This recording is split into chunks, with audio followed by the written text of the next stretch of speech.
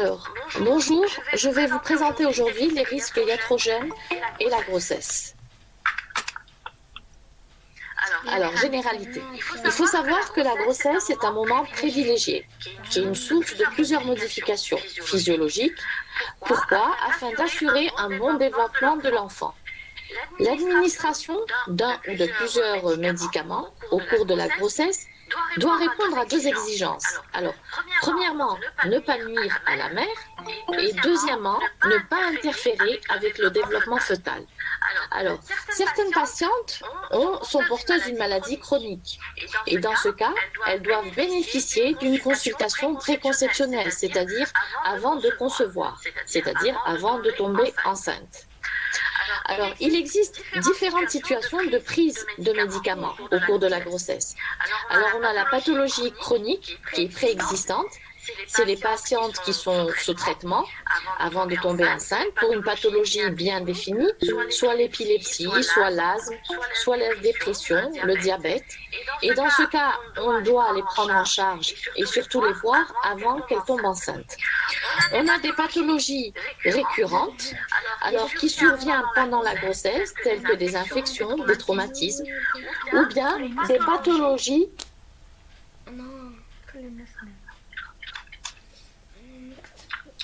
ou bien des pathologies qui exclusivement pro-obstétricale, c'est-à-dire soit une maturation du col avant le travail, soit une menace d'accouchement prématuré. On a également des pathologies fœtales. Alors le fœtus peut présenter dans le ventre de sa maman une tachycardie supraventriculaire et dans ce cas, on sera obligé de donner un traitement, un bêta-bloquant à la maman pour régulariser cette tachycardie supraventriculaire ou bien un goitre thyroïdien. Alors, la pathologie iatrogène.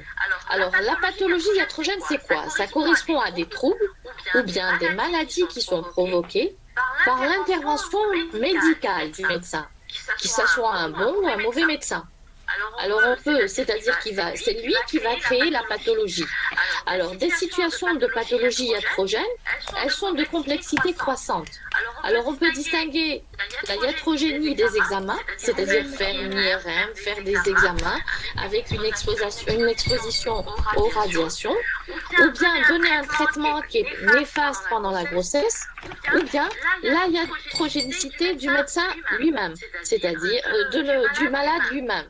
C'est-à-dire qu'on va lui donner, le malade a mal à la tête, va prendre de l'Advil ou un anti-inflammatoire. Alors l'objectif de ce travail, c'est quoi, de ce cours? C'est premièrement d'attirer l'attention sur les dangers de la prescription ou de la non-prescription, c'est-à-dire si une patiente elle a une pathologie déjà, une hypertension ou un diabète et elle avait un traitement, le fait de lui enlever, c'est pas bon, ou bien de lui donner un traitement qui peut engendrer des complications. D'autre part, c'est d'amorcer une réflexion.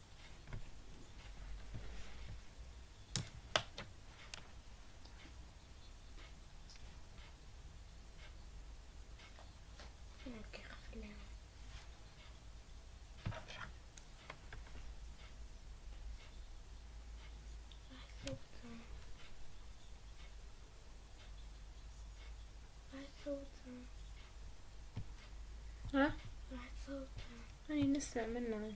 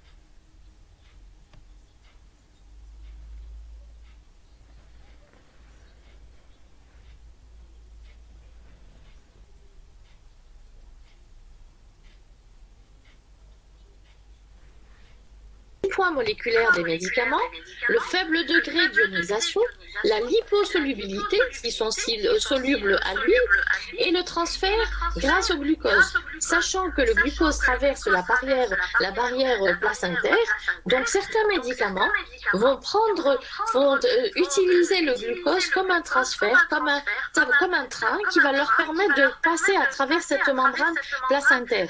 Il y a aussi également le rôle métabolique du placenta qui n'est pas limité. Alors, en ce qui concerne les périodes de sensibilité aux tératogènes, alors, le fœtus va avoir une toxicité, un produit tératogène, tout dépend du terme de l'exposition par rapport à l'âge gestationnel, c'est-à-dire au premier trimestre, on aura certains effets. Au deuxième trimestre, certains effets qu'on n'aura pas au troisième trimestre. Donc, ce qu'il faut retenir, que cette période d'exposition médicamenteuse fœtale peut être plus longue que celle de la prise de la mère. C'est-à-dire, la maman va prendre un antibiotique ou un traitement pendant une certaine période, mais par contre, le fœtus va être exposé plus longtemps à ce médicament. Donc, il est important, excusez-moi, je reviens en arrière, il est important d'évaluer cette période. Alors, ce qu'il faut savoir qu'au premier trimestre, on a des effets tératogènes, qui dit tératogène dit malformation, qui sont liés aux expositions au début de grossesse, c'est-à-dire au premier trimestre. Ensuite, on a des effets qui sont phytotoxiques, qui vont aller dans la maturation, dans le fonctionnement. C'est plus dans l'embryogénèse, mais c'est dans la maturation et dans le fonctionnement des organes. Et ça intervient au deuxième et au troisième trimestre. Et ensuite, on a des effets néonataux qui sont liés le plus souvent à des expositions qui sont survenues en fin de grossesse ou pendant l'accouchement. Ça, c'est près du terme. Alors, vous remarquez bien dans cette image qu'on a une période qui est embryonnaire, donc c'est la période où il y a plus d'anomalies morphologiques. Alors, vous voyez, pour le système nerveux, ça arrive jusqu'à 8 semaines, pour le cœur, jusqu'à 8 semaines et quelques, les membres supérieurs et le membre inférieur, pour les yeux, c'est un peu plus long, pour les dents, c'est jusqu'à 10 semaines, pour les malformations du palais, ça va jusqu'à 11 semaines, et les organes génitaux également, et pour les oreilles. Donc, il faut savoir qu'on a deux périodes, une période qui est embryonnaire, où il y a les anomalies morphologiques, et une période qui est fœtale, et là, ça va atteindre la fonctionnalité. Allô?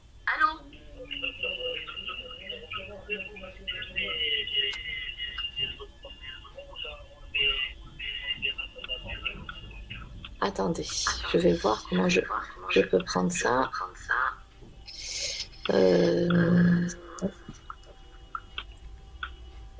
Alors, comment j'accepte les...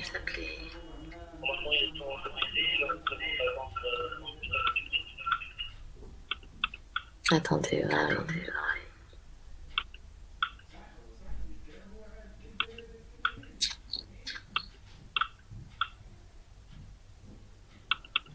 je sais pas comment il a fait. Là, vous arrivez à entendre ou pas? Tout se passe bien? Alors, attendez, je vais appeler le petit pour me mettre ça. 2 secondes, hein. 2 minutes. Manil!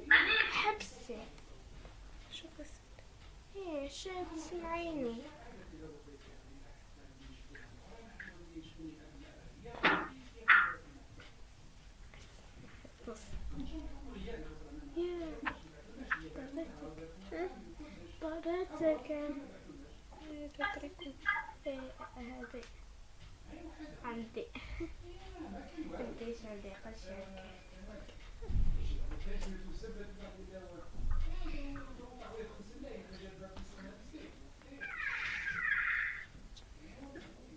افتح الباب افتح الباب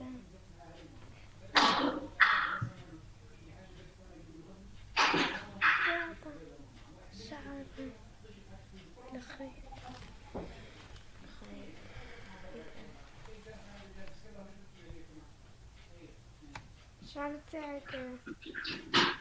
J'avais dit qu'on voulait accepter des gens. Mais tu me laisses la fenêtre ouverte, comme ça je peux accepter.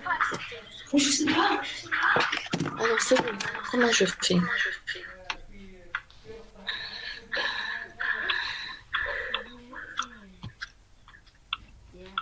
J'accepte. Alors mets la main en petit écran, la présentation. Comme ça je peux accepter. Attends.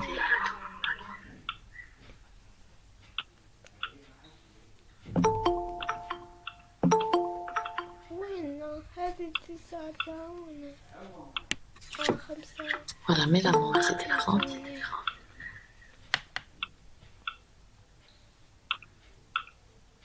Non, je peux pas accepter comme ça. Il faut que je la vois. Attends, oh, ok, c'est bon, je comprends comment on va faire. Tu peux faire un petit écran. T'inquiète.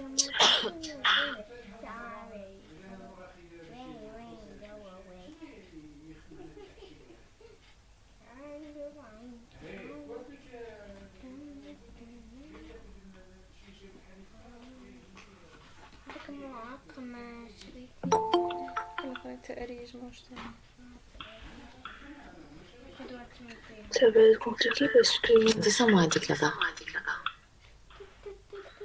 Ça va être compliqué parce que ça va être tout représentable. C'est bien comme ça.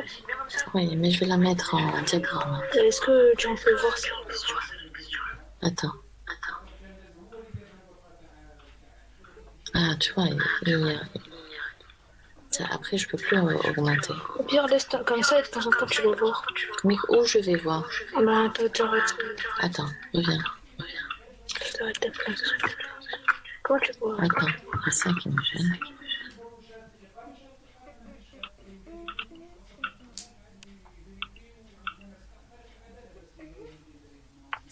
Au pire, t'attends que tout le monde rejoigne et tu commences. Alors, pour commencer, comment je fais? Ben, genre, t'attends que tout le monde rejoigne, après tu... Après, où j'appuie pour commencer? Là, ils sont en train de m'entendre ou pas? On t'entend.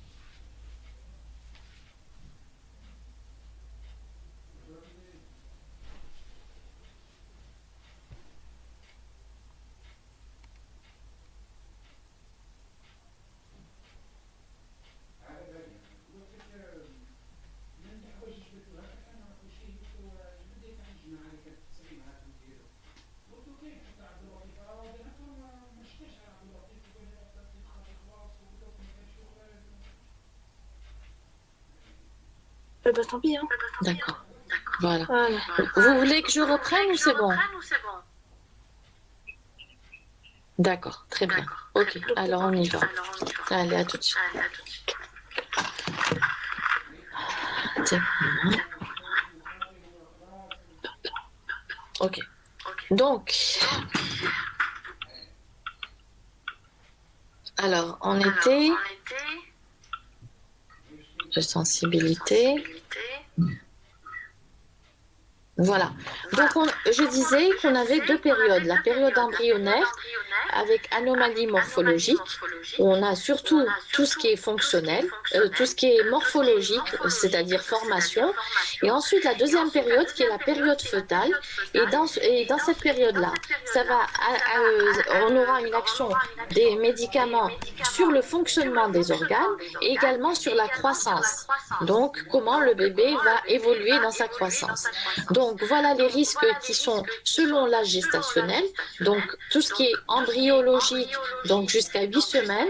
Et à partir de 9 semaines, on parle de ce qui est fœtal. Et le risque de malformation majeure se fait dans la période embryologique. Et au niveau de la période fœtale, on a généralement des malformations qui sont mineures, mais ce qui est important, c'est surtout qu'on a des anomalies fonctionnelles et des retards de croissance. Alors, ce qu'il faut savoir également, il faut savoir que durant la grossesse, on a des modifications qui sont pharmacocinétiques. C'est-à-dire, qu'est-ce que ça veut dire? Ça veut dire qu'on a de l'absorption au niveau de l'absorption. Qu'est-ce qui se passe? On a une motilité gastro-intestinale qui est très importante, qui va diminuer. Alors, quand elle va diminuer, qu'est-ce qu'on aura? On aura une augmentation du temps de vidange et du pH gastrique. C'est pour cette raison que lors du premier trimestre, la femme va vomir. Alors, tout ce qui est fonction pulmonaire, on aura une augmentation. La circulation cutanée, on aura la surface qui va augmenter les modifications de la peau, surtout au niveau des mains et des pieds. C'est-à-dire quand elle va appliquer une petite pommade, les vaisseaux et la peau va aspirer et va mettre en réserve tout ce produit qui est toxique. Alors, c'est pour ça qu'il faut éviter de mettre certaines crèmes et certaines crèmes au niveau... Je vais rajouter quelqu'un. Désolée. Je rentre là. Accepter. Voilà. Donc, au niveau cutané, qu'est-ce qu'on aura au niveau cutané? Une plus grande absorption. Donc les doses, quand on doit donner une pommade, une crème qui est obligatoire, on va diminuer la dose, sachant que l'absorption sera plus rapide et plus importante. Au niveau de la distribution plasmatique, alors au niveau de la distribution plasmatique, qu'est-ce qui se passe? On a augmentation du volume plasmatique. Il faut savoir qu'on a une augmentation de 40 à 50% approximative vers la 30e et la 30e et 34e semaine de grossesse. L'eau corporelle totale va augmenter, il y aura une augmentation à peu près de 8 litres. Les protéines plasmatiques vont diminuer, la disposition des graisses va augmenter. C'est pour ça, comme ça va augmenter, on aura des fœtus qui seront plus gros. Si la malade mange beaucoup plus, les graisses vont être absorbées chez le fœtus. Le métabolisme hépatique peut diminuer ou augmenter. La filtration glomérulaire va augmenter. Donc, il y aura une plus importante élimination urinaire. Donc, tout ce qui est métabolisme maintenant chez le fœtus, on aura une oxydoréduction qui sera mise en place vers le 5e et le 6e jour. Ensuite, on aura une glycoconjugation qui est presque nulle jusqu'à la grossesse avec des problèmes de métabolite actif, des problèmes de l'imaturation de conjugaison qui se fait parce que la maturation fœtale n'est pas encore parfaite. Sur le plan distribution, alors la distribution, on aura une circulation particulière qui est due à la distribution rapide aux organes cibles. Alors il faut savoir que les organes cibles, c'est quoi? C'est le foie, le cerveau et le cœur. Le cerveau et le cœur.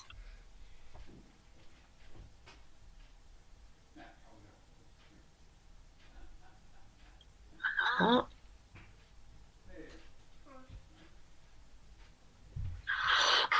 Le cerveau et le cœur. Donc, il y aura un shunt qui sera partiel du foie et un court-circuit de la circulation parce que le bébé va uriner dans le liquide amniotique et les toxiques seront éliminés par la maman. Alors, quels sont les grands principes? Les grands principes, c'est quoi? Ce qu'il faut retenir, c'est qu'il faut choisir des médicaments pour lesquels l'efficacité est démontrée uniquement. C'est-à-dire qu'on ne va pas donner de nouveaux médicaments qui n'ont pas encore fait d'études sur les effets secondaires chez la femme enceinte. On va utiliser surtout des médicaments qui sont anciens, qui sont renommés. Et évidemment, avant de donner un médicament, on doit faire la balance des bénéfices et des risques. Pourquoi on va donner ce médicament? Qu'est-ce qui va apporter de positif à la patiente? Et qu'est-ce qui va donner comme risque au fœtus? Alors, il faut prescrire le plus tard possible au cours de la grossesse. Comme je vous ai dit tout à l'heure, je vous ai expliqué que c'était l'embryopathie. Les malformations les plus importantes et les majeures se font au premier trimestre. Donc, autant donner un médicament pas au premier trimestre pour pouvoir éviter les malformations qui sont importantes, qui se font au premier trimestre. Voilà, il faut prescrire le plus tard possible au cours de la grossesse pour éviter les malformations majeures. Il faut consulter les données des réseaux de surveillance. Alors les réseaux de surveillance, on a surtout le CRAFT. On a surtout le Kraft qui est accessible sur Internet et sur les téléphones pour voir les effets secondaires des antibiotiques, et évidemment pouvoir donner le traitement qu'il faut. Alors, céder des données pharmaceutiques, c'est-à-dire le Vidal, les industries pharmaceutiques et certains collèges qui sont des références, le collège français de gynéco-obstétrique, traiter une femme enceinte. Il faut confirmer l'indication, est-ce qu'elle nécessite vraiment le traitement ou pas. Il faut analyser le bénéfice-risque, aussi bien fœtal que maternel. Il faut exclure toutes les contre-indications individuelles et choisir le médicament le plus sûr, c'est-à-dire le plus ancien, et adapter éventuellement la posologie. Alors, ce qu'il faut retenir, c'est qu'il faut donner la plus petite dose efficace pendant la période la plus courte. Donc, petite dose la plus efficace pendant la période la plus courte. Alors, ce qui est très important, c'est le conseil préconceptionnel. C'est quoi? C'est-à-dire, il faut peu de traitements qui contre-indiquent la grossesse. Donc, si une patiente a une pathologie chronique, ça n'empêche pas de la laisser faire sa grossesse, mais par contre, il faut qu'elle ait une consultation avant la conception. Ne pas supprimer un médicament sans le remplacer par un autre médicament. Pas de changement systématique, mais des petits ajustements. Choix du médicament le plus sûr pour moins d'effets secondaires, prévoir d'adapter les posologies de cas en cas, prévenir les défauts de fermeture du tube neural, c'est-à-dire si c'est une patiente qui est épileptique, on va donner de la dépakine, et la dépakine, ça va entraîner un déficit en acide folique. Qui dit déficit en acide folique va entraîner des anomalies du système nerveux central et des anomalies de la colonne vertébrale à type de spina bifida.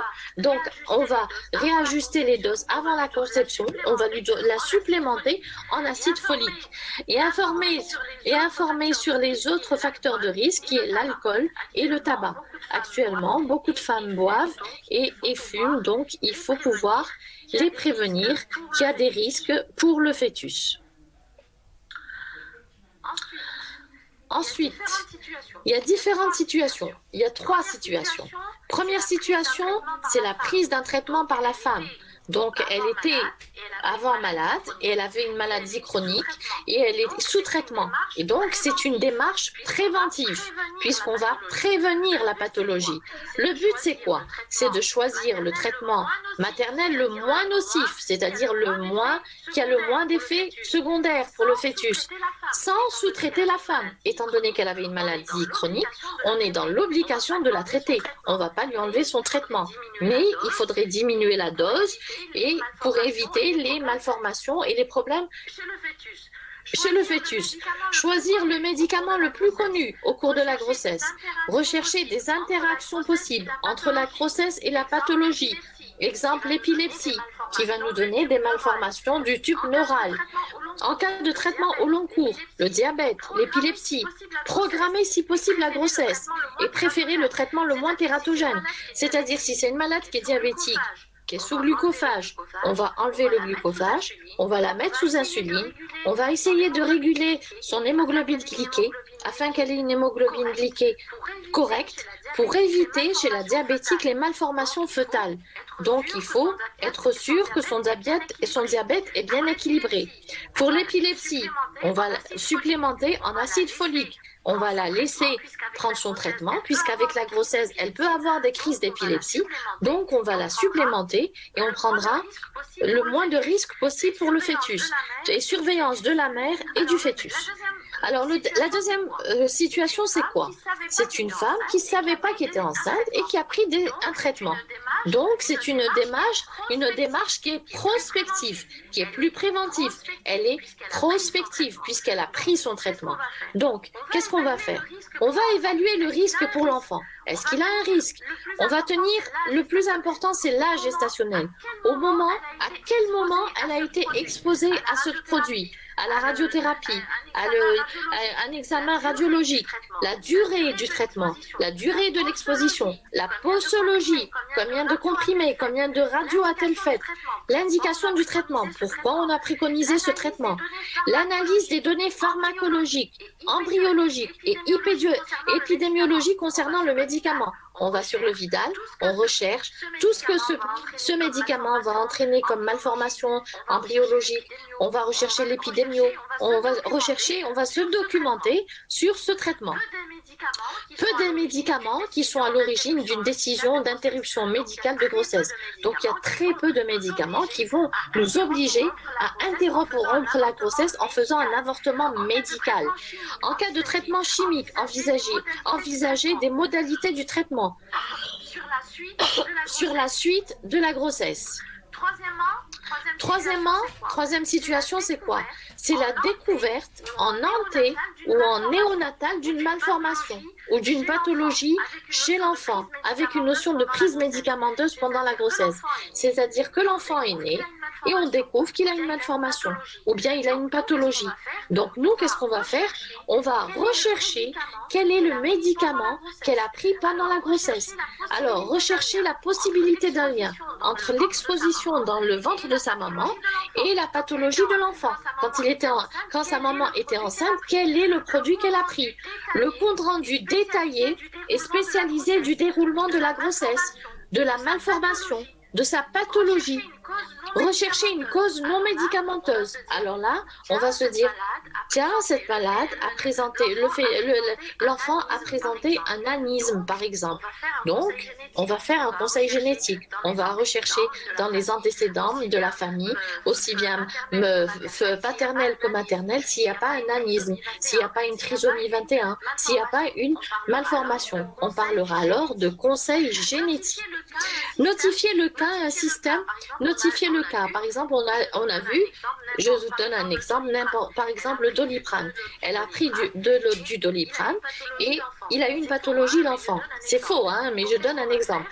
Donc, qu'est-ce qu'on va faire? On va appeler le centre de pharmacovigilance, on va leur dire, voilà, durant la grossesse, telle patiente a bénéficié de tel traitement. Et voilà, elle a été exposée à telle période de son âge gestationnel, par exemple à 10 semaines de la gestation. Et elle a présenté, voilà, le fœtus est né, il a eu tel type de malformation. Donc, ce centre de pharmacovigilance, qu'est-ce qu'il va faire? Il va sonner l'alarme et il va dire, voilà, on doit faire une étude maintenant avec tel médicament pour vérifier que si c'est un cas isolé seulement chez cette patiente, ou bien c'est ce médicament qui peut entraîner ce type de malformation chez les patientes. Donc, c'est le centre de pharmacovigilance qui pourra décider.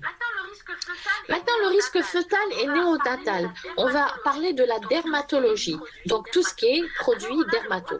Alors, on a le Roaccutane. Le Roaccutane, c'est un traitement qu'on donne, c'est dérivé de la vitamine A qu'on donne dans l'acné sévère. Alors, il faut savoir qu'il a un effet tératogène majeur, dont les patientes doivent être informées pour qu'elles ne tombent pas enceintes. Donc, 3 jours avant d'instaurer le traitement, on doit faire un test de grossesse chez la malade, un test de grossesse sanguin, sérique. Il faut qu'il soit négatif. On doit répéter 1 mois après le début du traitement, puis tous les 2 mois, puis 5 semaines après l'arrêt. Il ne faudrait pas qu'elle tombe enceinte juste après l'arrêt de son traitement, parce qu'il donne des malformations très importantes. La contraception doit être obligatoire. Si on donne du Roaccutane, on doit mettre la malade 1 mois avant sous contraception et poursuivre pendant 1 mois après pour qu'elle ne tombe pas enceinte et que son organisme puisse éliminer tout ce traitement de Roaccutane. Donc, ensuite, on a l'acitrétine. Alors, c'est un traitement qu'on va donner dans les formes sévères de psoriasis qui est résistant aux différents autres traitements. Il a un effet qui est tératogène. Il a un effet tératogène.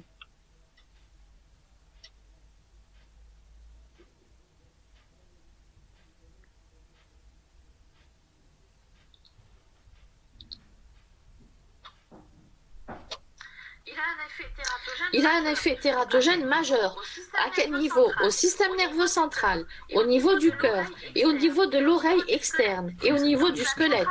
Donc la contraception doit être obligatoire 1 mois avant de donner le traitement de psoriasis et 2 ans et avant et 2 ans suivant l'arrêt du traitement. Pendant 2 ans après l'arrêt du traitement, elle ne doit pas tomber enceinte et elle ne doit pas donner de sang.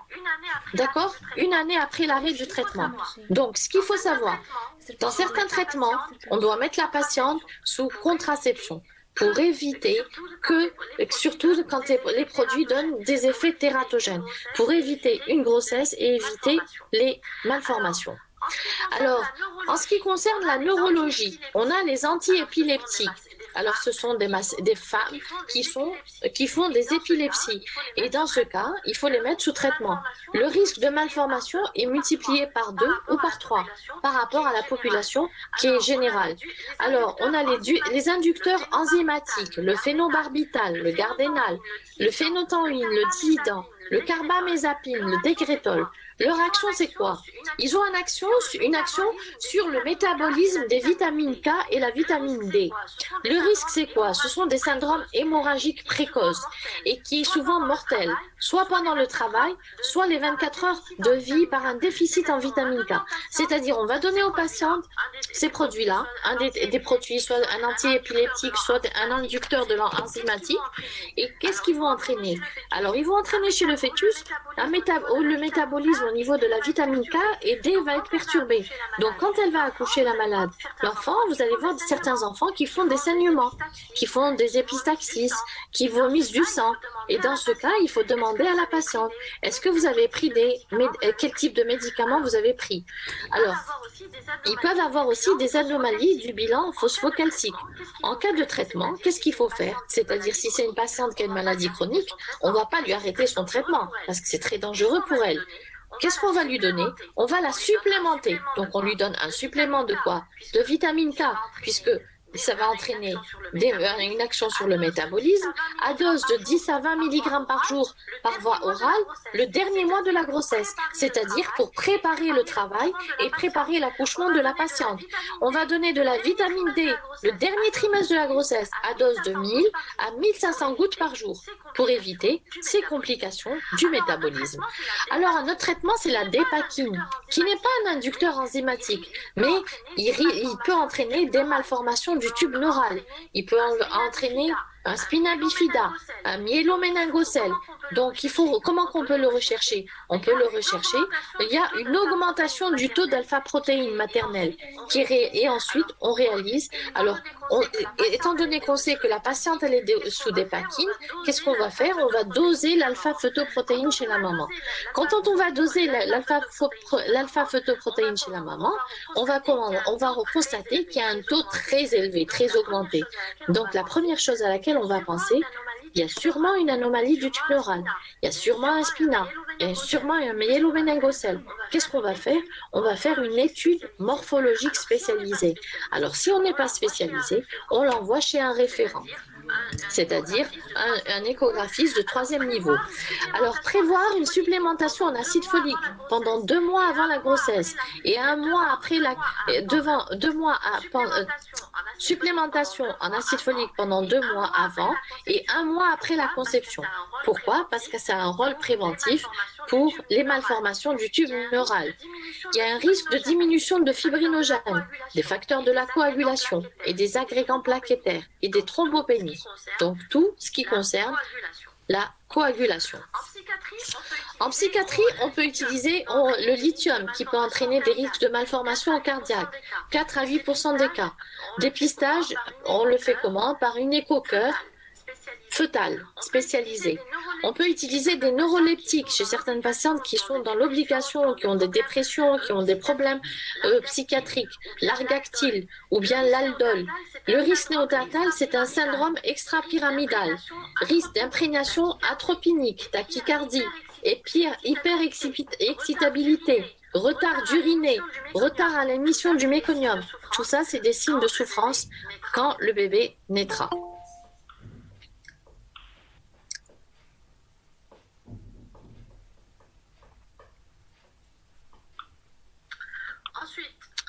Ensuite, On a les antidépresseurs, l'anafranil, c'est un inhibiteur de la recapture de la sérotonine, le Prozac. Risque néonatal, c'est quoi? C'est la détresse respiratoire quand il va naître, c'est l'hypotonie, il sera atone, on dirait qu'il sera drogué, une hyperexcitabilité, une difficulté à la succion, donc le réflexe de succion, il l'aura pas. Il faudra faire un syndrome de sevrage qui est possible. Donc, on va diminuer chez le nouveau-né, on va lui donner de l'anafranil et on va lui diminuer d'une façon progressive pour éviter tous ces effets secondaires. Diminution, si possible, de la postologie en fin de grossesse, mais pas d'arrêt brutal en fin de grossesse, parce qu'il y a le risque de syndrome de sevrage in utero avec souffrance fœtale. Alors, en cardiopathie, on a les anticoagulants oraux. Ce sont les antivitamines K.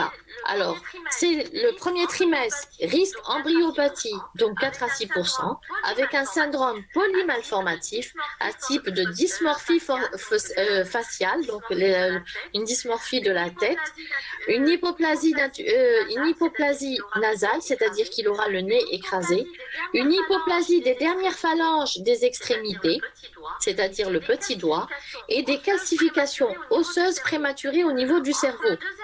Entre le deuxième et le troisième trimestre, on aura des anomalies cérébrales, 2% à type d'hydrocéphalie, de microcéphalie ou d'atrophie des voies optiques. Alors, au troisième, les antivitamines K, ils sont contre-indiqués. Pourquoi? Parce qu'un risque tératogène au premier trimestre et au troisième trimestre, un risque hémorragie périnatale. Donc, les antivitamines K sont utilisés au deuxième trimestre quand la patiente est porteuse d'une valve cardiaque mécanique et on est obligé de la mettre sous antivitamine K, tout en surveillant le morphogramme. Mais il faut savoir qu'on peut prendre le relais par l'héparine. Quand c'est possible, nous devons prendre le relais par des héparines qui ne franchissent pas la barrière et qui ne posent pas de problème. Alors les bêta-bloquants, le risque néonatal est très important. Il peut faire des hypoglycémies, des bradycardies, ça veut dire une diminution du rythme cardiaque, un retard de croissance lors d'un traitement à long cours, c'est-à-dire que ça c'est la deuxième phase, c'est-à-dire que c'est dans la croissance qui ne prendra pas, il y a un arrêt de croissance et une insuffisance cardiaque aiguë. Donc, la surveillance néonatale du rythme cardiaque et de la glycémie pendant 3 à 5 jours. On a les inhibiteurs de l'enzyme de conversion qui sont contre-indiqués pendant la grossesse. Pourquoi? Parce qu'ils entraînent une atteinte rénale fœtale. Donc, c'est le rein qui va prendre un type d'oligoanurie, d'insuffisance rénale à la naissance, d'oligoamiose, anomalie de la voûte crânienne, c'est ça la voûte crânienne, c'est le haut de la tête. Les inhibiteurs calciques et les diurétiques sont contre-indiqués en cas de prééclampsie. Pourquoi? Parce qu'ils vont accélérer et aggraver l'hypovolémie maternelle et ils vont diminuer l'hypoperfusion placentaire qui va se traduire par une souffrance fœtale, par une anoxie, par une hypoxie. Alors, les inhibiteurs calciques de l'enzyme de conversion au T2 et au T3 va entraîner des photopathies et une insuffisance rénale à la naissance. Alors, maintenant, le distilbène. Le distilbène, c'est un œstrogène de synthèse qui est non stéroïdien, qu'on utilisait avant pour la prévention des fausses couches spontanées. Avant, les femmes faisaient des accouchements. Quand elles faisaient des fausses couches, des avortements à répétition, alors pour prolonger la grossesse, on donnait des œstrogènes de synthèse non stéroïdiens. Et ils ont remarqué que ça donnait des hémorragies gravidiques pendant la grossesse. Par contre, on a des hypoplasies du col utérin avec le distilbène. On a des anomalies utérines, de l'utérus en forme de T, donc qui va se solder par des menaces d'accouchement prématurées, des hypoplasies utérines, des anomalies des trompes à l'origine des complications. De quoi? Quel type de complications? Des types d'infertilité, donc de stérilité, d'augmentation de grossesse extra-utérine, de fausses couches précoces ou d'accouchement prématuré. Maintenant, nous allons aborder l'automédication. Certaines patientes, elles prennent des médicaments sans l'avis du médecin, donc qui peut entraîner des complications. Alors, celles qui prennent des anti-inflammatoires, qui est contre-indication absolue au deuxième et au premier trimestre. à éviter pendant toute la grossesse. Pourquoi? Parce que ça va entraîner une inhibition de la synthèse des prostaglandines. On a la fermeture prématurée du canal artériel, donc on va avoir ce type de malformation. On aura de l'hypertension pulmonaire, une insuffisance cardiaque droite, une détresse respiratoire néonatale, l'insuffisance rénale fœtale, une oligoanurie, même un oligoamnios. Tout ça, c'est des complications chez le fœtus. Les antibiotiques, alors on a les pénicillines, les céphalosporines, les macrolides, les pristinamycines, les polypeptides, nitrofurane au deuxième trimestre, la rifampicine au T2, au T3 et l'isimidazole en T2, T3. Alors les contre-indications, les tétracyclines, ça donne la coloration les dents de lait en jaune. La minoside, autotoxicité, donc ça atteint l'oreille. Si prise prolongée de streptomycine, de kanamycine ou de gentamicine. Les quinolones, atteinte articulaire. L'oflaxine et le ciprolon. Les sulfamides, hémolyse et ictère chez le nouveau-né, ictère nucléaire, qui peut entraîner des dégâts très importants si la prise a été faite en fin de grossesse. Les phénocollés aussi sont contre-indiqués. On va aborder maintenant la vaccination et les grossesses. On a des vaccins qui sont vivants et des vaccins qui sont non vivants. Les vaccins vivants sont contre-indiqués pendant la grossesse. Il n'y a pas de preuve, mais risque théorique de transmission de virus qui peut être atténué au fœtus et d'infection. Donc, pas de vaccination. En tout cas, on ne fait pas d'interruption de grossesse s'il y a la vaccination accidentelle. Il faut éviter une grossesse dans le mois qui suit la vaccination. Donc, si elle a fait une grossesse de la rubéole ou quel que soit les oreillons ou la rougeole, pendant un mois, elle ne doit pas faire de grossesse. La rubéole, il faut vacciner avant la grossesse, si ce n'est pas encore fait. Surtout le vaccin ROR, oreillon, rubéole, rougeole. Les vaccins non vivants, vaccination est sûre. Donc, on peut donner des vaccins non vivants. C'est les vivants qui sont interdits. Quels sont les vaccins qui sont autorisés? Le tétanos, la grippe, le méningocoque, l'antipoliomyélite, inactivé, la rage et l'HPV. Les vaccins contre-indiqués pendant la grossesse, c'est le BCG, seul vaccin vivant bactérie. Alors, la rubéole, l'antipoliomyélite, ils sont contre-indiqués. La rougeole, les oreillons, la fièvre jaune et la varicelle.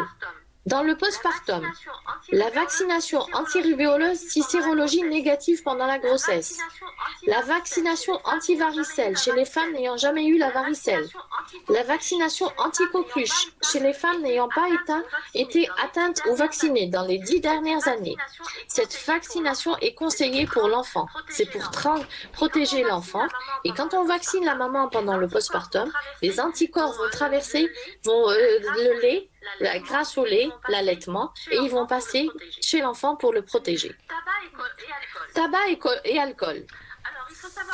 Alors, il faut savoir que le tabac et la grossesse, on a un risque qui est majorité qui est lié à la dose de la prise de l'alcool. On a les infertilités, l'alcool, qu'est-ce que ça va entraîner? Elle est à l'origine de l'infertilité, des grossesses ectopiques, des avortements spontanés. Alors, on ne trouve pas énormément de malformations majeures. Alors, on peut avoir des malformations des doigts et des orteils qui ont été rapportées. Il y a l'augmentation du risque, c'est quoi? C'est la naissance prématurée, un retard de croissance. Donc, ça va aller dans la deuxième phase. La mortalité périnatale, des effets à moyen et à long terme chez l'enfant. C'est-à-dire, il y aura une augmentation du risque de syndrome de mort subie du nourrisson. Des enfants, on les laisse dans le lit et ils font la mort subite, sans raison. C'est dû à l'imprégnation en alcool. On a des crises d'asthme, des troubles neurologiques et comportementaux, c'est comme s'ils étaient habitués à avoir de l'alcool et là on enlève l'alcool, donc ils sont en sevrage. Il n'y a pas c'est un arrêt brutal de l'alcool. L'effet sur l'allaitement. Taux d'allaitement est plus faible. Pourquoi? Parce qu'on a moins de lait. Les femmes qui prennent de l'alcool auront moins de lait. Alcool et grossesse, l'éthanol. Il y a une diffusion qui est passive, qui passe très bien la barrière placentaire. Donc, il ne faut pas oublier que l'alcool va traverser cette barrière placentaire. L'élimination par le fœtus. Alors, qui est peu active, éliminée beaucoup plus lentement chez la maman. Pas de dose seuil d'alcool démontrée qui est inoffensive. On n'arrive pas à dire qu'il y a une dose minime qu'il ne faut pas dépasser pour ne pas entraîner chez le fœtus des malformations ou autre chose. Le risque est plus élevé par contre si on a une consommation régulière, des quantités importantes, 5 verres en une seule occasion, consommation fréquente d'alcool, 7 verres par semaine, c'est quand même important. Maintenant, on va aborder l'irradiation et la grossesse. Risque dépend de l'âge gestationnel. Alors, il faut savoir que entre 0 et 10 jours post-conceptionnels, c'est la loi du tout ou rien. Une atteinte de l'œuf entraîne des fausses couches. Donc, c'est spontané. S'il y a une irradiation, s'il y a une imprégnation de l'irradiation, ça se fera spontanément vers la fausse couche. Entre 4 à 10 semaines d'aménorrhée, c'est la période de l'organogénèse. Je vous l'ai dit, c'est la période où il y a le maximum de malformations. Donc, c'est la période où il faut avoir le moins d'exposition aux médicaments, aux radiations, au tabac, à l'alcool. Parce que c'est cette période-là où il y a le maximum de malformations. Les malformations peuvent se rencontrer à partir d'une irradiation de 10 degrés. Dans le domaine du diagnostic, la dose reçue par l'enfant à naître n'atteindra que très rarement ce niveau-là. L'exposition de la mère à des fins diagnostiques a très peu de probabilité d'entraîner une malformation. Donc, si on doit faire une radio à la maman et à visée diagnostique, il n'y aura pas beaucoup de malformations. Mais par contre, si elle est sous irradiation permanente, ça, ou répétée, là, on aura des malformations. Supérieure à 10 semaines, c'est la période de développement fœtal. Il n'y a plus de risque de malformation. Mais par contre, il y a des risques carcinogènes et mutagènes qui sont difficiles à estimer. Pourquoi? Parce qu'il y a une augmentation du risque de cancer. Quel type de cancer? De leucémie. Si on a une dose à 0,7% par gré, puis des doses reçues jusqu'à 30 grés. Une irradiation massive, ça s'appelle la dose gonade.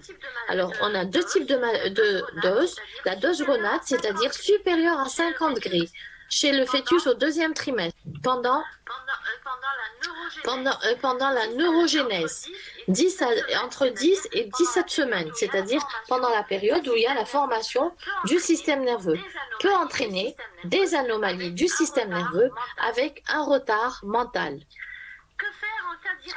Que faire en cas d'irradiation accidentelle en début de grossesse? Alors, c'est-à-dire il faut préciser l'âge gestationnel au moment de l'irradiation. Il faut calculer la dose délivrée et la dose gonade. Il faut évaluer par le radiologue et la dose reçue par les gonades maternelles correspondent à celle reçue par l'embryon. C'est-à-dire, si on a envoyé une certaine dose, par exemple de 30 grés, eh ben, le fœtus va recevoir ces 30 grés. Si on envoie 10 grés à la maman, le fœtus va recevoir les 10 grés à l'embryon. Donc, il faut une évaluation multidisciplinaire, c'est-à-dire avec l'obstétricien, le radiologue et le pédiatre, du risque tératogène, avec un centre de tératovigilance, c'est-à-dire qu'il y a un centre, c'est la médecine nucléaire qui va nous dire s'il y a un risque important de malformation ou pas. En France, le centre de référence, c'est le CRAT, c'est le centre de renseignement sur les agents tératogènes. Pour les irradiations faibles, dose gonade inférieure à 10, les risques de malformation congénitale et le cancer radio-induit sont insignifiants. Donc, il faut retenir, inférieur à 10, il n'y a pas de risque. Par principe de précaution, évitez l'exposition aux radiations ionisantes pendant la grossesse. Il n'y a pas de lien entre la théorie de contre-indication radiologique chez la femme enceinte si son état le rend nécessaire. Donc, si la patiente est obligée d'avoir une radiologie pour faire une grossesse, c'est un diagnostic, c'est pas parce qu'elle est enceinte qu'on va pas faire la radio. Si son état est plus urgent, le pronostic de la maman est plus important.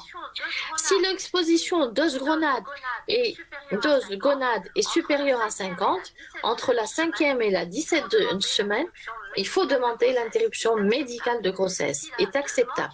Si la demande vient du couple, parce qu'il faut savoir, il faut dire à la patiente, voilà, vous avez reçu une dose qui est supérieure à 50, gré, entre la 5e et la 17e semaine, c'est la période où il y a les malformations.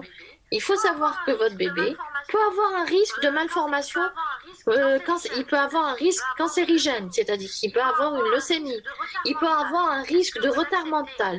Est-ce que vous acceptez de prolonger la grossesse ou bien vous voulez qu'on interrompe sa grossesse et on fera un avortement, c'est un avortement médical, d'indication médicale.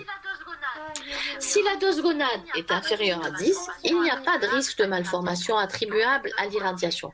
Donc, elle peut prolonger sa grossesse. Si c'est entre 10 et 50, le risque est faible, mais impossible à évaluer. Donc, il y a un risque tératogène qui est quasi nul, mais par contre, le risque cancérigène, on ne peut pas le savoir. Conduite à tenir sera discutée avec la patiente au sein d'un centre multidisciplinaire de diagnostic prénatal. Donc, ce qu'il faut retenir, supérieur à 50, entre 5 et 12 et 17 semaines, il faut faire une interruption médicale de grossesse. Inférieur à 10, il n'y a pas de risque.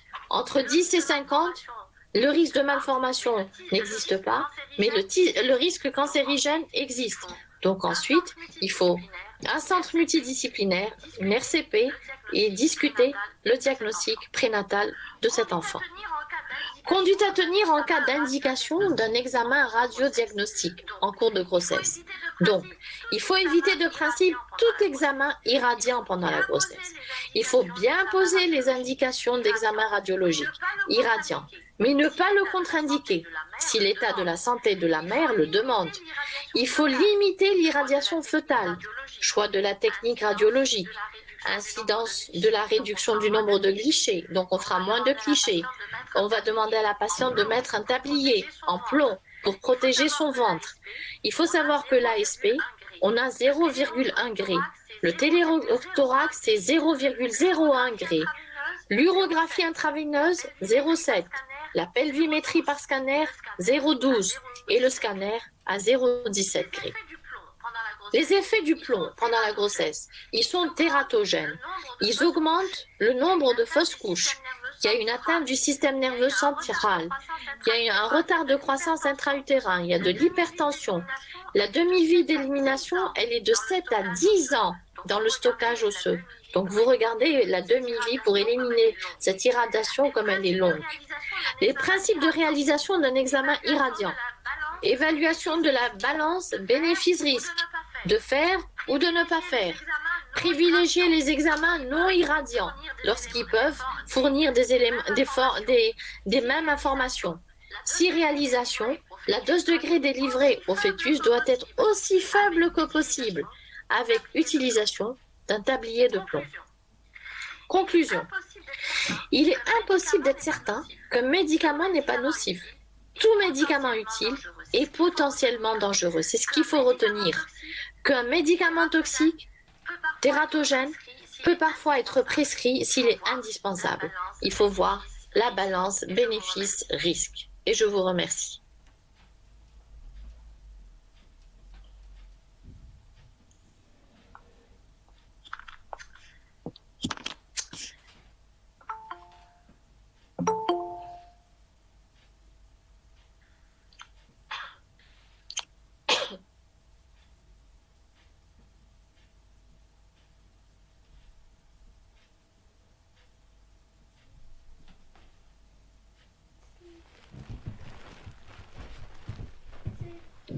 أنا نسمع فيك ألف